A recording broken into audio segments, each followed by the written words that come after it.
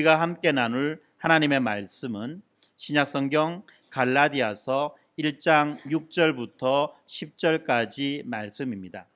다 찾으셨으면 우리 김지민 성도 앞으로 나와서 말씀 읽어주시겠습니다. 그리스도의 은혜로 너희를 부르신 이의 이를 이같이 속히 떠나 다른 복음을 따르는 것은 내가 이상하게 여기노라. 다른 복음은 없나니 다만 어떤 사람들이 너희를 교란하여 그리스도의 복음을 변하게 하려 함이라. 그러나 우리나 혹은 하늘로부터 온 천사라도 우리가 너희에게 전한 복음 외에 다른 복음은 전하면 저주를 받을지어다. 우리가 전에 말했거니와 내가 지금 다시 말하노니 만일 누구든지 너희가 받은 것 외에 다른 복음을 전하면 저주를 받을지어다. 이제 내가 사람에게 좋게 하랴 하나님께 좋게 하랴 사람들에게 기쁨을 구하랴 내가 지금까지 사람들의 기쁨을 구하였다면 그리스도의 종이 아니니라. 아멘. 오늘은 갈라디아서 1장 6절부터 10절까지 말씀을 살펴볼 차례가 되었습니다. 갈라디아서 1장 6절에 보면 이런 말씀을 하죠. 그리스도의 은혜로 너희를 부르신 이를 이같이 속히 떠나 다른 복음을 따르는 것을 내가 이상하게 여긴다라고 그렇게 말합니다.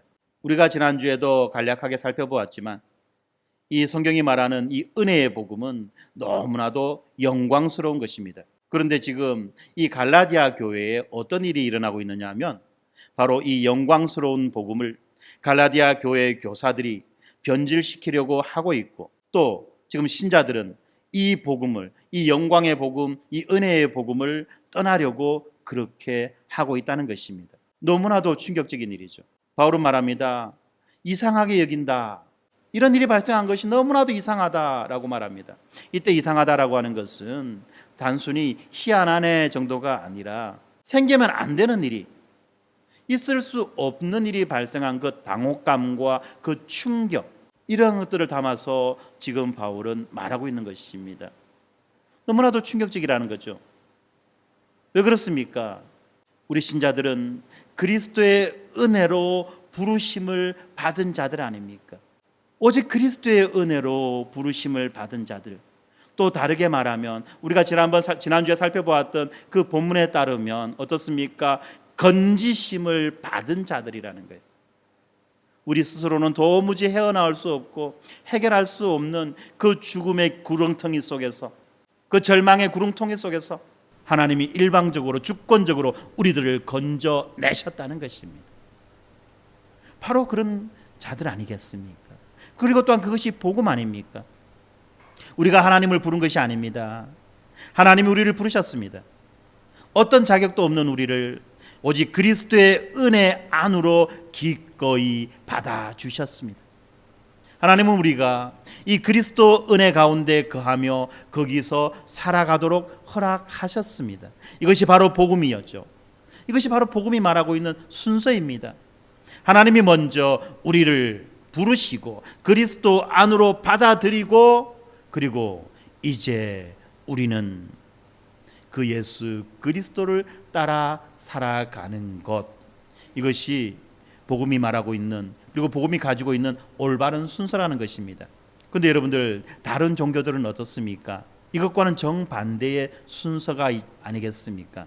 먼저 신에게 무언가를 바치고 정성스럽게 무언가를 바치고 간곡하게 무언가를 요구할 때에 그 신은 우리의 정성에 감동해서 우리의 요구를 받아주는 거죠. 이것은 이방 종교의 순서입니다. 결코 예수 그리스도 피 묻은 십자가 복음 안에서 일어나면 안 되는 일이고 발생하면 안 되는 일이라는 것입니다. 그렇기 때문에 바울은 7절에서 뭐라고 말합니까? 그리스도를 믿는 그 믿음에 무언가를 더하는 그 어떤 가르침이든지 복음을 변하게 하는 것, 다시 말하면 이 복음을 뒤바꾸는 것이라고 그렇게 말하고 있습니다. 우리가 분명하게 알아야 되는 것은, 만일 누군가가 하나님께 나아가기 위한 전제 조건으로 그리스도 외에, 예수 십자가 외에 무언가를 더해야 한다고 주장한다면, 흔히들 말하는 것처럼 구원받으려면 예수 그리스도의 은혜도 있어야 되지만 다른 것도 있어야 돼. 우리의 지극정성도 필요해. 우리의 노력도 필요해. 이렇게 말한다고 한다면 그 순간 이 복음의 순서는 완전히 뒤바뀌게 되고, 그리고 복음은 아무짝에도 쓸모없는 그 빈 껍데기가 되어버리고 마는 것입니다. 복음에 무엇을 덧붙이든 상관없이 무엇을 덧붙이기만 한다 하면 그 복음은 그 순간 곧바로 변질된 복음이 되어버리고 마는 것입니다. 그래서 바울은 7절에서 뭐라고 말합니까? 거짓 교사들이 다른 복음을 지금 만들고 있지만 다른 복음은 없다. 다른 복음은 없다라고 그렇게 말합니다. 아주 명쾌합니다. 간단합니다. 다른 복음이라고 하는 이 복음은 없다는 것이에요. 세상의 모든 것들은 변합니다. 명작이라고 하는 것들도 보면 개정판이 나오고 재개정판이 나오고 수정판이 나오고, 그죠? 항상 무언가 변화되어지고 또 그 변화를 통해서 진보해 나갑니다. 그러나 복음은 그렇지 않다는 거예요. 개정판 복음, 수정판 복음은 있을 수 없다는 것입니다. 복음을 아주 약간만이라도 바꾼다면 그 복음은 완전히 변질되어 버리기 때문에 이 다른 가르침을 복음이라고 부를 이유가 전혀 없다는 것입니다. 왜 그렇습니까? 복음은요, 우리 인간이 생각하거나 추론해서 만들어낸 것이 아니기 때문에 그렇습니다. 우리의 머릿속에서, 우리의 철학 속에서, 우리의 관념 속에서 이 복음이 나온 게 아니에요. 복음은 어디에서부터 왔습니까? 복음은 성삼위 하나님으로부터 오신 것 아닙니까? 하나님께서 우리에게 주신 거예요. 그리고 그 복음에는 전혀 모자람이나 부족함이 없다는 거예요. 제가 한 번씩 쓰는 비유지만 여러분들 어떻습니까? 거장이 만든 걸작품, 그 마스터피스라고 하는 그 위대한 걸작품을 만약에 우리가 저기는 뭐가 좀 이상하네 라고 해서 뭔가 손을 하나 대는 순간 그 걸작품은 뭐가 되죠? 그 순간 졸작이 되는 거예요. 모나리자. 이 모나리자 세계적인 유산 아닙니까? 이 모나리자의 그림이 신비롭고 무언가 영감적이고 어떤 가치를 가지는 그 이유가 뭐냐면 그 모나리자의 그 모델의 눈썹이 없는 거예요. 밑눈썹이에요.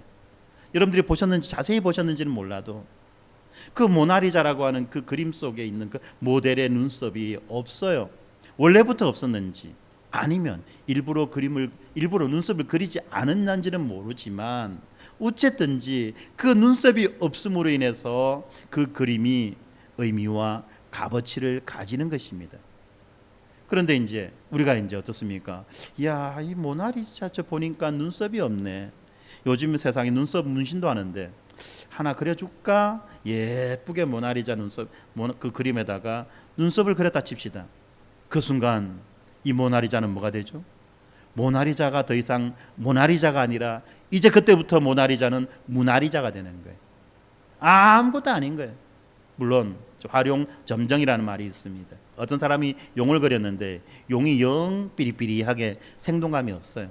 그때 이제 유명한 화가가 지나가면서 딱 그 그림을 보고는 아하, 이게 빠졌구나 라고 하면서 용의 눈알을 딱 그려놓으니까 바로 그 용이 살아서 꿈틀거리는 용이 되었다라고 하는 그런 이야기가 있는데, 근데 여러분들 아셔야 됩니다.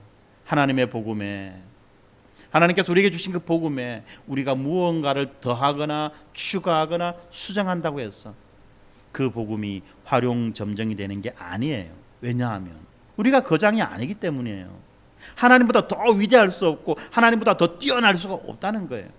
하나님께서 우리 인생에 오셔서 우리 인생에 점을 찍어 주신다면 우리 인생은 그야말로 명작이 되고 걸작이 되겠지만, 하나님이 주신 복음에 우리가 무언가 점을 찍거나 무언가 획을 더한다면 그때부터 그 복음은 더 이상 복음이 아닌 것이 되고 만다는 것을 우리는 분명히 알아야만 합니다.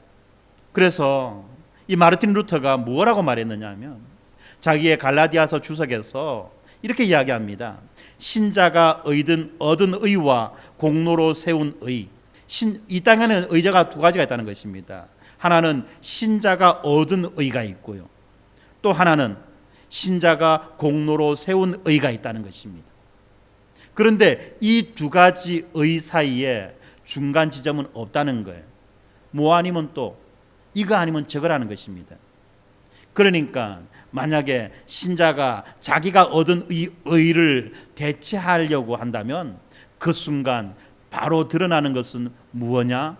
바로 신자가 공로로 세운 의가 드러난다라고 그렇게 말합니다. 그러면서 그가 결론적으로 뭐라고 말하느냐 하면, 이 그리스도의 공로를 의뢰하지 않는다면, 이 그리스도의 공로를 신뢰하지 않는다면 결국 그 자는 자신의 공로를 의지하는 것이다 라고 그렇게 말합니다. 그렇습니다. 복음은 오직 그리스도의 공로만을 말합니다. 복음은 오직 삼위 하나님께서 우리에게 주신 그 은혜만을 말합니다. 여기에다가 무언가를 더하거나 추가하는 그 순간, 그때부터 이 복음은 하나님의 의가 아니라, 하나님께서 우리에게 주신 그 의가 아니라, 하나님의 은혜가 아니라 이제 우리의 의, 우리의 공로가 되어버리고 마는 것입니다. 2000년 전에 바울이 그토록 싸워왔고, 또한 종교개혁 시대에 루터가, 칼빈이 그렇게 싸워왔고 피 흘려왔던 그 문제를 이제 21세기를 살아가는 우리가 그 문제를 마주하고 있습니다. 그렇기 때문에 우리는 다시 한 번 더 이 복음이 무엇냐라고 하는 것에 대해서 분명히 알아야만 할 것입니다. 바울은 이렇게 말합니다.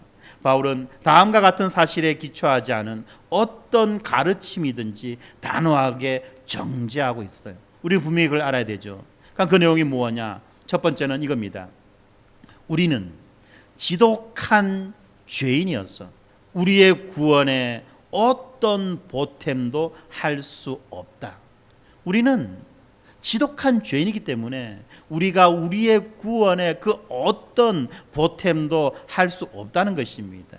다시 말하면 우리가 지난 시간에 살펴보았듯이 우리는 하나님의 전적인 그 건져냄을 필요로 한다는 거예요. 그리고 또 하나, 두 번째는 뭐냐면 우리는 오직 예수의 공로, 다시 말하면 그리스도의 은혜를 믿음으로써만 구원받는다. 그 외에 아무것도 없다. 이 두 가지가 이 바로 복음의 바탕에 깔려 있는 이야기라는 것입니다. 그런데 오늘날에는 어떻습니까? 이러한 이야기 가운데, 이러한 진리 가운데 일부나 또는 전부를 부인하려고 하는 그런 견해들이 있다는 거예요. 한번 살펴보면 이렇습니다. 첫 번째는 뭐냐면 이렇게 말하는 교회가 있다는 거죠. 남을 사랑하고 인격이 훌륭한 사람이라면 무엇을 믿건 상관이 없다. 남을 사랑하고 인격이 훌륭한 사람이라면 무엇을 믿건 상관이 없다라고 그렇게 말하는 교회들이 있어요. 에큐메니칼 계열의 교회들이 이런 이야기들을 많이 하고 있지요. 종교다원주의적인 그런 이야기들을 합니다. 그들이 왜 이렇게 이야기하느냐 하면 종교가 무엇이든 간에, 심지어는 무교라도 착한 사람들은 반드시 하나님을 찾아가게 되어 있다는 거예요. 종교가 무엇이든지 간에, 심지어는 아무런 종교를 갖고 있지 않는 무교라고 할지라도 착한 사람들은, 심성이 바른 사람들은 반드시 하나님을 찾아가고 하나님을 찾아내게 되어 있다라고 그렇게 말하는 것입니다. 어떻게 보면 참 엄청나게 열린 태도죠. 관용적인 태도입니다. 마음이 넉넉하고 너그러워 보이는 태도죠. 그런데 사실은 이것만큼 무서운 이야기는 없어요. 왜냐하면 여기에는, 이러한 이야기 속에는 하나님의 은혜가 들어갈 만한 어떤 여지도 없어요. 하나님의 은혜가 들어갈 만한 어떤 여지도 없다는 것입니다. 아까 우리가 뭐라고 말했습니까? 복음은 오직 하나님의 은혜다. 복음은 오직 하나님의 은혜다라고 말했는데 이들은 정면으로 하나님의 은혜가 없어도 된다는 거예요. 그들은 선행으로 충분하게 하나님께 갈 수 있다라고 말합니다. 착한 사람이라면 누구나도 하나님을 알 수 있기 때문에 예수의 죽으심보다도 미덕, 우리의 선행이 더 중요한 거예요. 그리고 그것이 종교의 역할이라고 하는 것입니다. 그런데 여러분들, 이렇게 말하게 되는 순간 어떤 사람들이 바로 배제되지는지 아십니까? 악한 사람들이에요. 흉악한 사람들. 이 악한 사람들은 바로 이 복음에서 배제되어 버리고 마는 거예요. 악한 사람들은 이러한 이야기 속에서는 어떠한 희망도 가질 수 없습니다. 그런데 어떻습니까? 이 하나님의 혼인잔치에는 오직 선한 자만 초청받았습니까? 아니죠. 사람이라면 악한 자나 선한 자나 모두가 초대를 받았습니다. 그렇기 때문에 우리가 착하다는 이유만으로 구원을 받는다면 오직 이 선한 자, 착한 사람만이 잔치에 와야 되죠. 우리가 이런 생각을 하는 그 순간 어떻습니까? 이 관용의 복음이 바로 배타적인 그러한 제안으로 변질되어 버리고 마는 것입니다. 그리고 또 이들은 이렇게 말합니다. 하나님이 누구를 기뻐하느냐? 이 넓은 마음, 열린 마음을 가진 자들을 기뻐한다 라고 믿도록 부추깁니다. 그러니까 은혜가 필요 없는 거죠. 그들은 스스로의 선함으로 영생을 얻습니다. 그런데 복음은 뭐라고 말합니까? 너희들의 그 지독하고 악독한 그 죄를 똑똑히 봐라 라고 말하지 않습니까? 우리가 위장하고 포장하고 가장하고 덮어쓰고 있는 그 껍데기를 벗어버리고 그 속에 들어있는 너희들의 그 악독한 그 실체를 분명히 보라고 이야기하지 않습니까? 만약에 우리가 하나님을 안다고 할지라도 우리의 스스로의 악함을 깨닫지 못한다고 한다면 은혜는 은혜로 작동할 수 없는 거예요. 왜요? 은혜가 필요 없잖아요. 그러면 알아서 다 할 거고 이미 모든 걸 다 갖춘 자처럼 그렇게 되어 있는데 하나님의 은혜는 아무것도 변화시킬 수 없는 거예요. 뿐만 아니라 하나님의 그 영광은 우리 사람의 어떠한 행위에 의해서 좌우되지 않는다는 사실을 그들은 모른다는 거예요. 어쩌면 우리 안에도 교묘하게 이런 생각들의 잔재들이 숨어 있을 수 있다는 것입니다. 물론 대놓고 이렇게 하진 않겠죠. 두 번째는 어떤 경우가 있느냐 하면 옷차림이나 관습의 작은 차이도 절대 용인하지 못하는 이 현대판 갈라디아 교회가 있다는 거예요. 이 갈라디아의 이 거짓 교사들은 옷차림과 음식과 의례와 관련된 수많은 규칙들을 그렇게 내세웠습니다. 율법이라고 하는 그 미명하에 이처럼 먹고 입고 연애하고 일가를 계획하는 모든 것까지 엄격하게 통제하는 그 모습은 종종 이 성도들을 옳은 길로 인도하려는 교회들과 이 종교 공동체들과 그리고 이 갈라디아 거짓 교사들의 모습에서 중첩되어 나타납니다. 그리고 이들은 이 복잡한 규례들을 빠짐없이 지키라고 그렇게 요구합니다. 이 현대판 갈라디아 교회는 매우 권위적인 교회 또는 의례를 지나치게 강조하는 교회 또한 과도하게 율법주의적인 그러한 교회일 것입니다. 그런데 이런 교회는 그나마 우리가 쉽게 분별할 수 있고 쉽게 우리가 알아차릴 수 있으니까 오히려 덜 위험한 편인 것입니다. 앞에서 이야기했던 두 가지는 사실은 우리와는 크게 상관이 없는 이야기일 수 있습니다. 그런데 지금부터 하는 이야기는 우리가 잘 들어야만 합니다. 어쩌면 여러분들이 오늘 이 시간에 오셔서 이것만 깨닫고 가신다 하더라도 엄청난 것일 수도 있는 것입니다. 뭐냐면 바로 이거예요. 그리스도께 순복하고 또 바른 믿음과 행위를 더함으로써 구원받는다고 그렇게 가르치는 교회들이 있다는 것입니다. 이 복음주의 교회들 가운데 이런 모습들을 종종 보이는데요. 뭐라고 말하느냐? 사람들에게 이렇게 말합니다. 당신의 인생을 예수님께 맡기십시오. 당신의 삶에 예수님을 초대하십시오. 라고 강력하게 권유하죠. 참 좋은 말처럼 들리고 성경적인 말처럼 들립니다.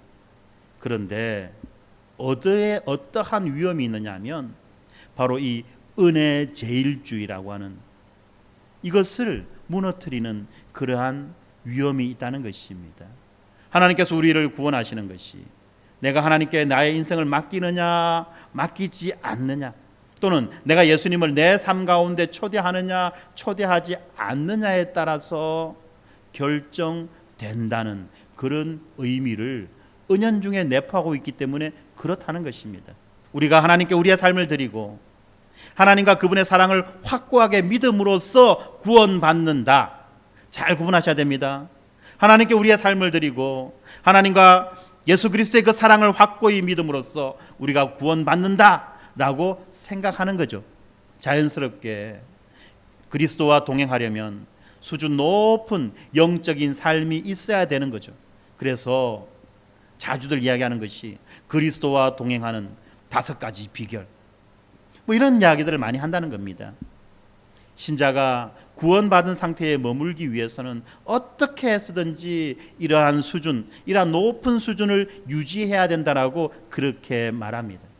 이렇게 말하는 순간 우리는 어떤 식으로 이 구원에 대해서 인식하게 되느냐 하면 이것이 기능적이든 아니면 실제적이든 우리의 믿음 수준 때문에 우리가 구원받는다라고 그렇게 말하게 되는 거예요. 우리의 믿음 수준 때문에 우리가 구원받습니까? 복음은 뭐라고 말합니까? 그냥 말합니다. 믿음. 그냥 믿음을 통해서 구원받는다라고 말합니다. 물론 이 믿음이라고 하는 것이 어떤 것인지는 분명히 알아야 되겠죠. 아무거나 믿는 게 아니죠. 그죠? 아무거나 믿는다고 다 믿음은 아닙니다. 우리가 무엇을 믿습니까? 예수님을 믿지요. 예수님을 어떻게 믿습니까? 예수님을 주와 그리스도라고 믿지요. 예수님을 주와 그리스도라고 믿는 이 믿음을 통해서 구원받는 거예요. 이것 말고는 다른 것이 없다는 겁니다. 사람들은 우리의 행함이 우리의 구원자가 된다라고 말합니다. 그러나 복음은 뭐라고 말합니까? 그리스도의 행함이 우리의 구원자다라고 말하죠. 우리의 믿음의 수준이 아니라 우리의 그 믿음의 대상 때문에 우리가 구원을 받는 거예요. 나의 믿음의 수준이 높고 나의 믿음의 수준이 아주 영적이고 나의 믿음의 수준이 아주 거룩하고 특별해서 내가 구원받는 것이 아니라 나의 믿음의 대상, 우리가 주와 그리스도로 고백하는 그 예수님 때문에 우리가 구원받는 거예요. 제가 아까 앞에서 이야기했던 이 3가지 경우는 아주 간단하게 말하면 이런 겁니다. 복음은 오직 하나님의 은혜로만 우리가 구원받는다는 거죠. 우리는 어떤 것도 할 수 없다는 거죠. 이것이 복음입니다. 자, 그런데 앞에서 말했던 인간의 선행을 통해서 인간의 착한 그 마음을 통해서 구원받을 수 있다라고 말한다면 어떤 일이 됩니까? 하나님의 은혜를 아예 치워버리는 거예요. 하나님의 은혜가 사라져버리는 겁니다. 2번째, 어떤 규범이나 어떤 그런 조건들, 율법들을 통해서 구원을 받는다라고 말하면 그들은 하나님의 은혜를 말하긴 하지만 어떻습니까? 하나님의 은혜 위에다가 율법을 얹어 놓는 거예요. 하나님의 은혜 위에다가 율법을 얹어 놓는 겁니다. 이것도 아니라는 거죠. 그리고 3번째, 아주 우리가 헷갈리기 쉽고 아주 우리가 분별하기 어려운 3번째 이야기. 이 이야기는 어떤 이야기입니까? 바로 하나님의 은혜 그 옆에다가 우리의 행위를 놓는 거예요. 은혜도 필요하지만 우리가 이렇게 해야 되는 거 아니겠나? 하나님의 은혜 옆에다가 우리의 행위를 놓고 슬며시 밀어놓고 그리고 이것이 복음이다라고 그렇게 말하는 겁니다. 그런데요, 정말 우리의 이 본성, 우리의 종교심이라고 하는 건요, 어떻습니까? 하나님의 은혜 옆에다가 우리의 행위, 우리의 작은 그 눈꽃만큼의 그 공로라고 하는 것이 딱 들어가는 순간 우리는 바로 무엇을 보느냐? 우리의 행위, 우리의 공로를 확대해서 전자광학현미경처럼 수만 배로 확대해가지고 그렇게 보게 되어 있다는 것입니다. 바로 그러한 이유 때문에 성경은 우리에게 뭐라고 말하느냐? 이 복음, 이 하나님의 은혜, 하나님의 이 은혜의 복음 이외에 무언가 하나라도 첨가되면 그때부터 이것은 복음이 아니다라고 그렇게 말하는 겁니다. 제가 이렇게 말하니까 어떤 분들은 그러면 우리 교회는 도대체 뭐야? 우리 교회는 뭔가 좀 빡센데 두 번째 경우야? 아니면 우리 교회는 뭔가 좀 뭐 유식하게 막 뭔가 자꾸만 해주는 것 같은데 그런 걸 요구하는 것 같은데 세 번째 경우야? 이런 생각을 할지 모르겠습니다. 여러분들, 제가 왜 여러분들에게 복음을 배워야 된다, 복음을 외워야 된다 그렇게 말합니까? 배우지 않으면, 외우지 않으면 아예 교인 취급도 안 합니까? 왜 그렇죠? 여러분들의 수준을 높이는 게 아니에요. 제대로 분별하기 위해서요. 제대로 분별하기 위해서요. 자, 세 번째 경우에 우리의 그 노력, 우리의 행위도 필요합니다. 다 우리의 인생 가운데 예수님을 초대하고 우리의 인생을 예수님께 맡겨드리는 그러한 삶이 필요합니다라고 멋지게 말을 하는데, 이렇게 말하고 그냥 나머지는 여러분들이 알아서 하세요라고 방임해버린다면, 놓아버린다면 우리는 자연스럽게 어디로 흘러가느냐 하면 우리의 종교심으로 흘러가게 되어 있어요. 인간의 구조가 그렇습니다.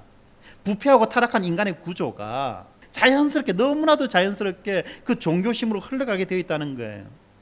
그 종교심이 뭡니까? 지극정성, 인과응보아닙니까? 지성이면 감천이다. 우리가 하나님 앞에 정성을 다하면 하나님이 감동해가지고 우리에게 무언가를 주실 것이다. 우리는 자연스럽게 그렇게 가게 되어 있다는 겁니다. 우리는 자연스럽게, 너무나도 자연스럽게 그렇게 가게 되어 있어요. 왜요? 우리는 이미 타락한 자들이기 때문에, 아담의 범죄하에 있는 그러한 자들이었기 때문에 그렇다는 겁니다. 그러므로 우리가 분명하게 예수 그리스도 그 십자가 복음을 똑바르게 붙잡지 않는다면, 우리는 어디로 가는지도 모르고 막 떠내려간다는 거예요. 사람들은 그것을 자유라고 여기죠. 편안하다고 여기죠. 좋은 거라고 여기죠. 그건 자유가 아니고 그냥 방목이에요. 그냥 위험한 상태에 그냥 방치해 놓는 거예요. 여러분들에게 요구하는 것은 바로 복음이 무언가, 다른 것 아니잖아요. 바로 복음이 무언가를 제대로 알자는 거예요. 성경이 도대체 복음에 대해서 뭐라고 말하고 있는지를 제대로 알자는 거예요. 다른 게 아닙니다. 다른 행위하자는 게 아니에요. 그리고 그 복음을 아는 사람들이 어떻게 살아가야 되는지, 성경이 우리에게 뭐라고 이야기하는지를 제대로 알자는 거예요. 그런데 이것도 마찬가지로 그렇습니다. 우리가 어떻게 살아야 되는지가 우리의 구원을 좌우하지 않아요. 우리가 어떻게 구원받은 자인지를 알게 된다면 우리는 너무나도 자연스럽게, 너무나도 당연하게 그렇게 살아야 되는 거죠. 개는 엎어져서 밥을 먹습니다만 사람은 적어도 밥상에다 밥을 얹어놓고 숟가락 젓가락 들고 밥을 먹지 않습니까? 그래서 이야기하는 거예요. 개처럼 엎어져서 밥 먹지 말고 사람처럼 앉아가지고 숟가락 들고 젓가락 들고 밥 퍼먹자는 건 그 이야기를 하는 겁니다. 근데 아무도 그런 이야기 잘 안 하죠. 알아서 살아라. 근데 이것을 보고 어렵다, 힘들다라고 그렇게 이야기를 하는 겁니다. 왜냐하면 한 번도 이걸 배워보지 못했기 때문에, 들어보지 못했기 때문에 그렇죠. 이번에 우리 아이들이 EDL 캠프를 했습니다. 내가 누구냐, 내가 어떤 존재냐 라고 하는 그 세계관과 가치관에 대한 공부였어요. 하나님 앞에서 나는 어떤 존재이며, 부모 앞에서 나는 어떤 존재이며, 세상 앞에서 나는 어떤 존재이며, 교회 앞에서 나는 어떤 존재인지를 아이들이 배웠어요. 진짜 이번에 아이들이 배웠던 이 내용처럼 아이들이 산다면 그 인생은 정말 훌륭한 인생이고 위대한 인생이고 멋진 인생일 거예요. 자, 이번에 우리 이 캠프에 참여했던 아이들 한번 물어보자. 자, 정신 차리고. 자, 하나님 앞에서 우리는 누구예요? 나는 존귀하고 특별하게 잊어버렸어요? 존귀하고 특별하게 어떻게 됐죠? 창조된 사람입니다. 예, 하나님 앞에서 나는 그런 존재라는 거예요. 다음 부모 앞에서 나는 어떤 존재예요? 나는 부모님께 순종하도록 창조된 사람입니다. 자, 세상 앞에서 나는 누구예요? 나는 세상을 지키고 경작하는 사명을 받은 사람입니다. 세상을 지키고 경작하는 사명을 받은 사람입니다. 교회 앞에서 나는 누구예요? 나는 그리스도와 연합하여 교회로 새 창조된 사람입니다. 네, 여러분들, 이러한 가치관을 가지고 하나님 앞에서, 부모 앞에서, 그리고 교회 앞에서, 세상 앞에서 살아가는 인생이 있다 한다면 이것만큼 멋진 인생이 있을까요? 세상의 어떠한 이야기들, 교육 방식, 보다도 이거보다 더 멋진 이야기가 있습니까? 근데 여러분들 이것이 어디에서 나왔습니까? 이 이야기가 어디에서 나왔죠? 바로 성경이에요. 창세기 2장이에요, 2장. 창세기 1장, 2장, 3장 그 가운데에서 나와 있는 이야기가 바로 이 이야기라는 것입니다, 여러분들. 성경에 그 창세기 그 시작 부분 많은 사람들이 뭐 옛날 이야기 같다 뭐 흘려버리는 그 속에서 나온 이야기가 바로 이 이야기라는 겁니다. 이것이 복음의 시작 아닙니까? 복음이 모든 것입니다. 다른 것이 아니에요. 그렇기 때문에 우리가 복음을 바르게 알아야 된다는 겁니다. 복음만 알면, 복음만 제대로 알면 모든 게 다 끝나는 거예요. 어떻게 보면 그렇습니다. 우리의 인생 가운데 수많은 갈등과 문제가 왜 생깁니까? 특별히 인간과 인간 사이에서, 교회 안에서, 사람이 세상을 살면서 어떤 물리적인 이런 거 말고요, 어떤 관계 속에서 일어나는 수많은 일들이 왜 생깁니까? 복음을 몰라서 생기는 거예요. 특별히 교회 안의 대부분의 문제는 이 복음을 모르기 때문에 생긴 문제들이라는 겁니다. 제가 이렇게 말하니까 또 어떤 사람은 이렇게 말합니다. 에이, 그러면 목사님이 말하는 그 복음이 진짜라고 그렇게 자신 있게 말할 수 있어요? 혹시 목사님은 목사님 나름대로 그 무슨 뭐 복음을 만들어 왔고 그러니까 그런 거 아닙니까? 라고 말할 수 있습니다. 한번 보겠습니다. 우리가 믿는 복음이 진리라는 것, 이것을 우리가 어떻게 알 수 있겠습니까? 단지 이것이 진리라고 느끼거나 또는 진리라고 들었거나 진리인 것처럼 보이거나 또는 진리처럼 들리는 그 복음이 아니라 이것이 명백한 진리이기 때문에 우리를 진정 영원히 구원할 수 있는 그 복음이라는 것을 우리가 어떻게 알 수 있습니까? 이것은 갈라디아 교회의 이 교사들이, 성도들이 바울에게 던졌던 질문이기도 합니다. 이때 바울은 뭐라고 말하느냐 하면 너무나도 강력한 어조로 외부와 내부에서 나오는 모든 주장들을 판단하는 하나의 잣대, 기준점을 제시합니다. 외부라고 말할 때는 어떤 교사들, 저자들, 사상가들, 설교가들을 말하겠죠. 그리고 내부라고 말한다면 우리의 감각과 감정과 우리의 경험을 말할 것입니다. 이런 모든 것들을 판단할 수 있는 잣대를 제시하는데 그 기준이 무엇이냐? 바로 바울과 모든 사도들, 바울과 12사도들이 이 예수 그리스도로부터 직접 받아서 가르친 그 복음, 그리고 바울의 편지와 성경 전체에서 발견되는 그 복음을 우리가 분명히 알 때 이 복음을 가지고 모든 것을 판단하고 분별할 수 있게 되는 것입니다. 그래서 바울이 갈라디아서 1장 8절에서 뭐라고 말합니까? 우리나 천사라도 우리가 너희에게 전한 이 복음 외에 다른 복음을 전하면 저주를 받을지어다 라고 말합니다. 그렇습니다. 바울이 전한 복음, 사도들이 전한 복음, 예수 그리스도께서 우리에게 전한 복음, 이것이 바로 우리의 판단 기준인 것입니다. 특별히 바울은 뭐라고 말합니까? 우리나 천사라도 지금 내가 너희에게 전했던 그 복음 말고 다른 걸 전한다면 저주를 받는다라고 그렇게 말하지 않습니까? 만약에 바울이 이 복음에 대한 내 생각이 바뀌었습니다 라고 말한다면 자기도 저주받아 마땅하다는 것입니다. 왜냐하면 바울이 이렇게 말하는 것은 뭡니까? 그가 전하는 복음이 그의 추론이나 사색을 통해서 얻어진 것이다 라고 하는 반증이 되기 때문에 그렇다는 것입니다. 바울이 복음으로 간 것이 아니죠. 복음이 그에게 선물로 주어진 것입니다. 그러므로 우리도 마찬가지고 바울도 마찬가지입니다만 어떤 추론이나 사색을 통해서 복음을 변경할 권한이 없어요. 우리가 이제 계속해서 살펴보겠지만 이 갈라디아서 2장에 보면 부활하신 예수 그리스도께서 이 메시지를 받은 이 다른 자들을 통해서 자신의 복음이 확증되었다라고 그렇게 말합니다.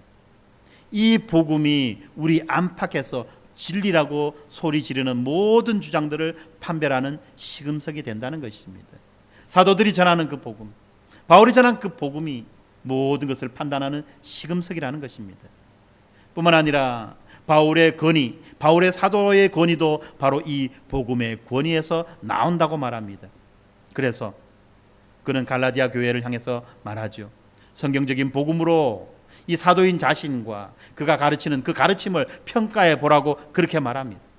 그러므로 그렇습니다. 이렇게 교회와 교회의 모든 권위는 이 성경적 복음으로 평가받아야만 하는 것입니다.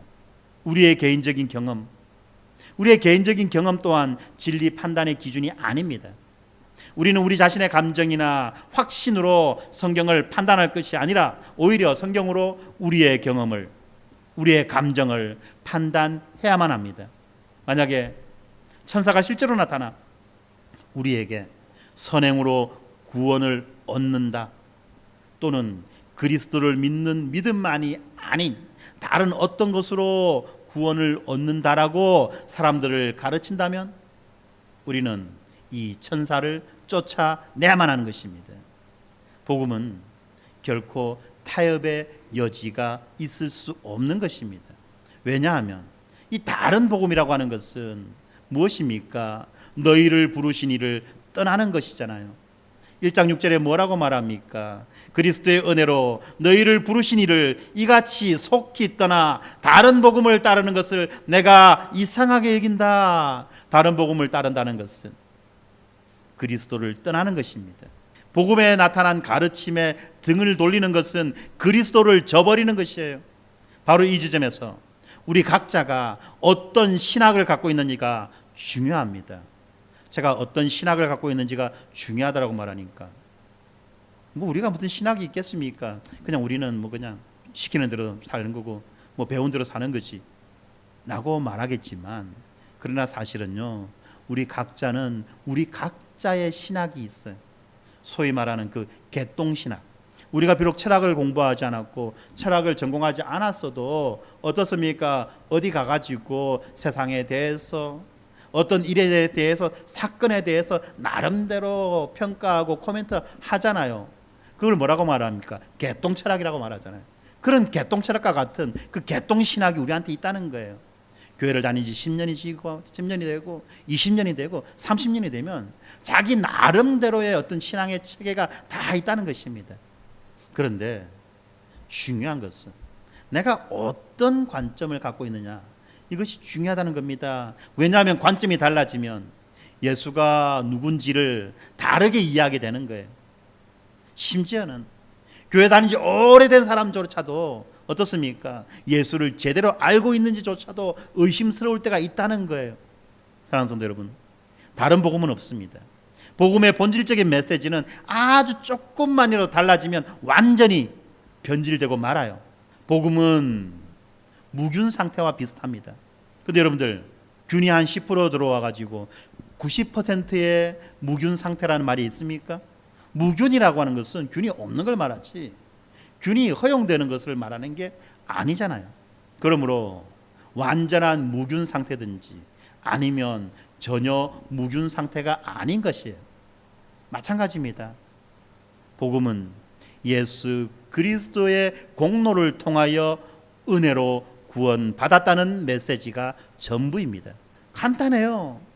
예수 그리스도의 공로를 통하여 은혜로 구원받았습니다. 이것을 우리가 얼마만큼 정확하고 명확하고 분명하게 알고 있느냐죠.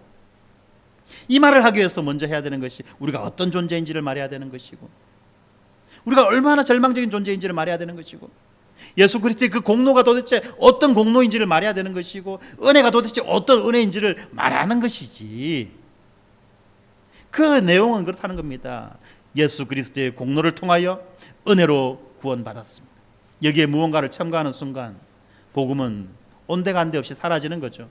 손을 대는 순간 복음은 완전히 뒤집어지는 겁니다. 여러분들, 그러므로 이 다른 복음은 바울이 이야기했던 것처럼 저주를 받는 것이에요. 왜 그렇습니까? 이 복음을 변경시킨다는 것, 이 복음을 변질시킨다는 것은 결국은 한 사람의 영원한 그 삶과 죽음을 가지고 장난하는 거예요. 한 사람의 그 영원한 삶과 그 죽음을 가지고 장난하는 것이기 때문에 다른 복음을 전하는 것은 바로 저주를 받아 마땅하다는 것입니다. 뿐만 아니라 현실적으로는 평생 이 다른 복음이 주는 두려움과 불안과 죄책감을 달고 살아야 되기 때문에 그렇다는 거예요. 무언가를 더해지는 순간 자꾸 무언가를 더해야 될 것 같은 그런 이야기 생각이 자꾸 들어요. 그 순간 감사는 사라지고 의무만 남죠. 우리 신자들도 마찬가지입니다. 때로는 우리가 이 구원에 대해서 불안할 때가 있습니다. 때로는 우리가 정죄받는 느낌이 들 때도 있어요. 왜 그러냐? 그것은 그 순간 우리가 다른 복음을 나도 모르게 의지했기 때문에 그렇다는 것입니다. 이 약한 세대는 여전히 우리 신자들을 뒤흔들며 복음을 뒤집어 풀려고 끊임없이 시도합니다.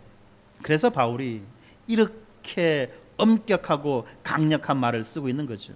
그리스도를 아는 지식, 복음의 진리, 영혼의 영원한 운명이 바른 복음에 달렸기 때문에 바울은 언쟁하고 논쟁하고 또 거듭 강조하고 있는 것입니다. 오늘 본문에서 우리는 바울이 얼마나 당황하고 있고 얼마나 어이없어 하고 있는지 그리고 얼마나 분노하고 있는지를 우리는 발견할 수 있습니다. 그런데 이 본문에서 보여주는 바울의 이 마음, 이 과격하게 보이기도 하고 퉁명스럽게 보이기도 하고 친절하지 않게 보이는 이 태도가 오히려 사랑의 표현이라는 것을 우리는 알아야만 합니다. 바울은 이 주님과 주님의 복음을 사랑하고 주님의 사람들인 이 교회를 사랑하는 사도입니다. 그리고 우리도 마찬가지죠. 바울처럼 우리도 주님과 주님의 복음과 교회를 사랑한다면 그가 왜 이런 어조를 사용했는지를 이해하게 될 것입니다. 그리고 또한 바울처럼 우리도 하나님께 감사하며 하나님께 영광을 돌려드리게 되는 것입니다. 사랑하는 성도 여러분, 다른 복음은 없습니다. 오직 예수 그리스도께서 사도들을 통하여서 우리에게 전해주신 복음, 성경이 말하는 이 복음만이 참 복음이라는 것을 우리는 알아야만 합니다. 그리고 우리는 이 참 복음을 분명히 알고 붙잡기 위해서 말씀을 읽고 연구하는 거예요. 다른 게 아니에요. 다른 위로를 받기 위해서, 어떤 다른 문제를 풀기 위해서 성경을 보고 연구하는 것이 아니라 성경이 말하는 복음이 무엇인지를 우리가 분명히 알고 그 복음을 붙잡고 살아가기 위해서, 다른 것 붙잡지 않으려고, 다른 것 붙잡고 살아가지 않으려고 우리는 복음을 듣고 또 듣고 배우고 또 배우고 때로는 외우고 또 외우는 거예요. 왜요? 바로 여기에 우리의 영원한 삶과 죽음이 달려있기 때문에 그런 것입니다. 힘드십니까? 귀찮습니까? 어렵고 복잡하게 보입니까? 그냥 간단하게 말할 수도 있어요. 아까 이야기했던 것처럼 오직 하나님의 은혜로 우리는 구원받은 자입니다 라고 끝낼 수 있어요. 그런데 우리가 그 말이 뭔 말인지를 모르잖아요. 문제는 이 말이 도대체 무슨 말인지를 모르기 때문에 이렇게 풀고 저렇게 풀고 이렇게 이야기하고 저렇게 이야기하는 거 아닙니까? 다 아는데 왜 그렇게 말하냐? 다 아는 말 왜 자꾸 하느냐? 아는데 왜 그렇게 안 사느냐는 거죠. 아는데 왜 자꾸 다른 거 붙잡으려고 하느냐는 거죠. 그래서 제발 이것만 붙잡자고 그렇게 말하고 또 말하고 그렇게 하는 겁니다. 사랑하는 성도 여러분, 오직 성경이 말하는 그 복음만이 우리들의 유일한 소망이라는 것을 기억하고 이 복음을 분명하게 붙잡고 이 복음에 의지해서 살아가는 우리 모두가 되기를 주님의 이름으로 축원합니다. 기도하겠습니다. 거룩하신 아버지 하나님, 감사합니다. 오늘 말씀을 통해서 바울이 다른 복음을 전하는 자들을 향하여서 왜 그렇게 분노했으며 심지어는 저주를 했는지를 이 시간 우리가 살펴보았습니다. 그렇습니다.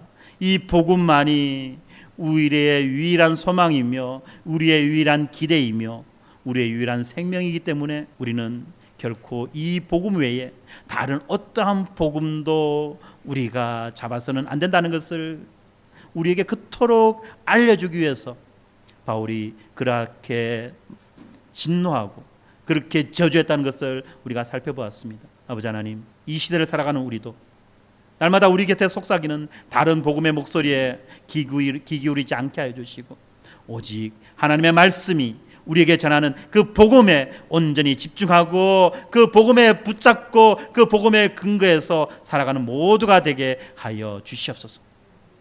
다른 복음은 없나니, 다른 복음은 없나니 이 말씀을 우리가 기억하며 이번 한 주간도 주의 복음 안에서 우리가 승리하며 자유를 누리며 살아가는 자들이 되게 하여 주시옵소서.